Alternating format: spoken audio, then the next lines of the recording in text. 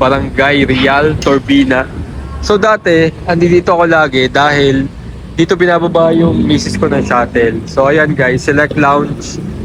Legit yung select lounge nila dito. So kaya alam ko.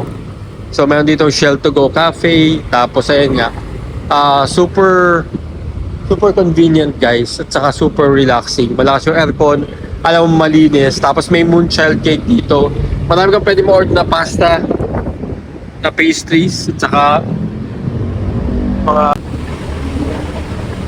Hey guys, what's up? We're here at Shell Real. So yun guys, preventive maintenance schedule.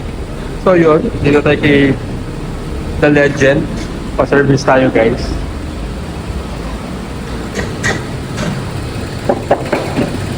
The snow. Yun. Siya guys, solid. Chocolate.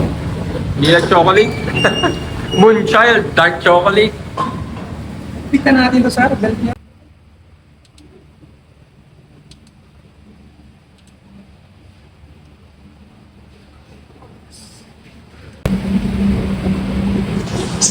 Alright guys, changing the oil filter. Tsaka lang is regular oil lang tayo. Chinek yung mga pang-ilalim dito sa Shell. Brakes, chinek. Disc brake, drum, okay. Tires, gulong. Pang-ilalim, ball joint, track and pinion. Rack at saka tie rod pala, sorry. Yung mga chinek. So far, okay naman. Wasted na nga lang talaga yung ating sasakyan because no parking lot. And ayan nga, hopefully next time, in God's will, mapapinturahan natin at maayos natin, ma-restore into stock. So kupas na guys, oh. And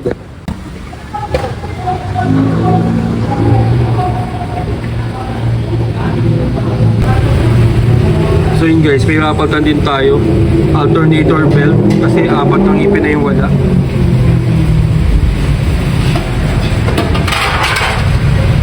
Okay guys, so after the change oil and everything, mga ilang araw natin siya pinatakbo, super smooth na ulit.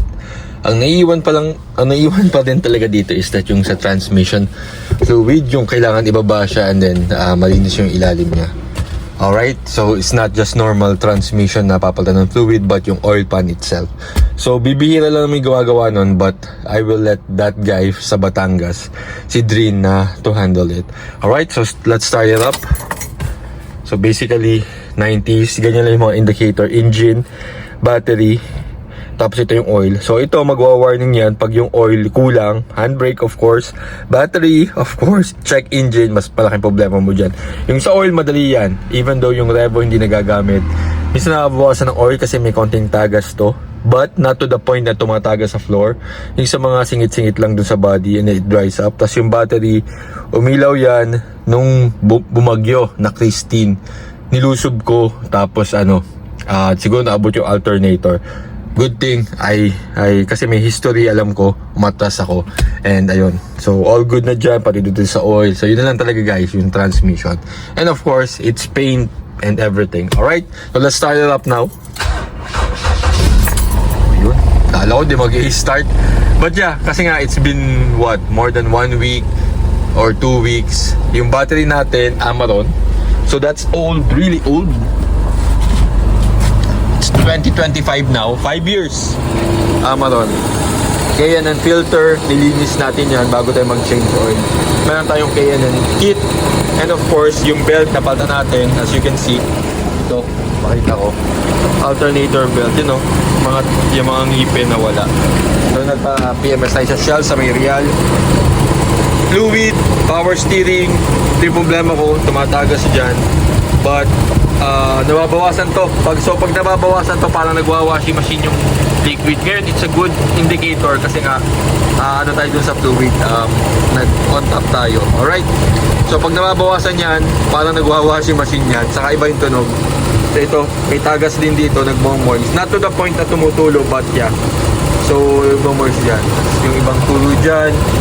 Anyway, everything else is good about this car. 90s car, 7K engine, 1.8 liter, 1998 model. So ito pa guys, yung aming family car, first family car, and lots of history. We're keeping it clean and we're keeping it running.